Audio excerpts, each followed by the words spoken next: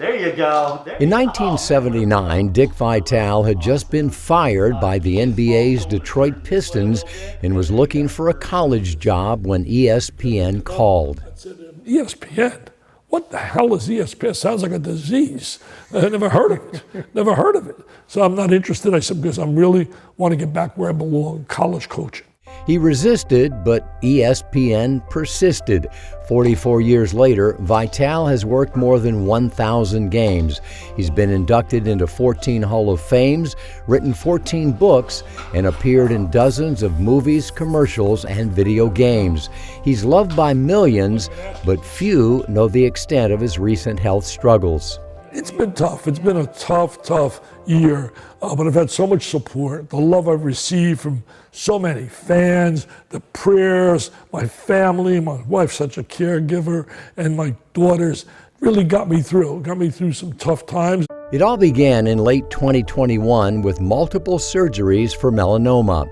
Oh my God, what I looked like after. You take a look of a Tyson and a Mayweather together pounding on you. I mean, my face was, I went through 7 procedures, 7, to get this to where it's at today. All right, that was one. Then another people don't realize, I had bile duct problems. At first they diagnosed and they thought it was bile duct cancer, which is a very tough cancer to deal with. And fortunately for me, after scans, they determined that it wasn't bile duct, but it was lymphoma, which is treatable, which is curable.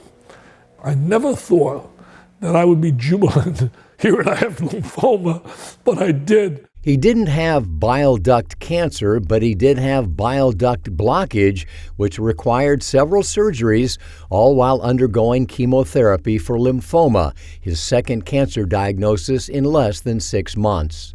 Then what really crushed me, probably more than anything, I lost my voice. I couldn't speak.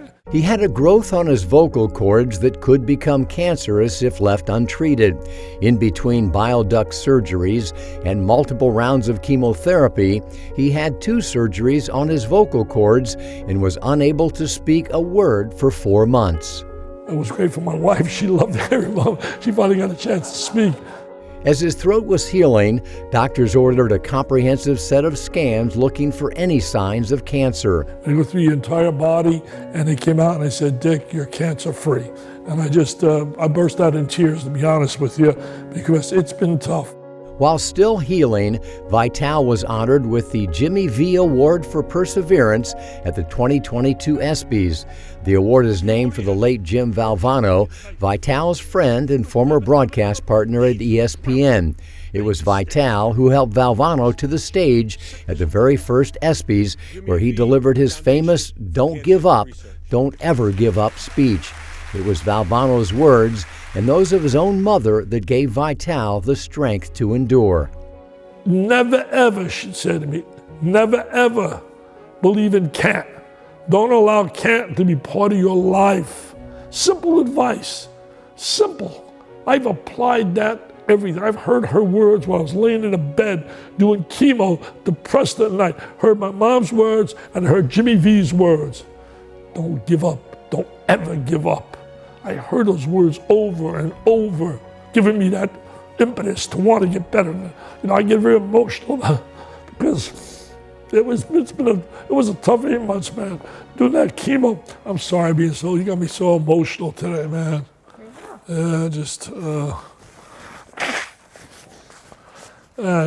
You know, that's why I'm so driven now before I die to help kids. I really want to get as much knowledge as I can. The Dick Vitale Fund for Pediatric Cancer has already raised over $55 million for the V Foundation. And he doesn't just twist the arms of potential donors, he sheds tears with families. I get to know these kids, I get to know these people, and they shouldn't suffer, so I want to give back. How has your past year changed your thoughts about the rest of your life and what still needs to be done? Try to make every day count, every moment count to the best of my ability. Try to use every day. Try to enjoy it as much as I can, because it can be taken away from you so quickly. Vitale finds his inspiration every morning speaking to an old photo of his parents.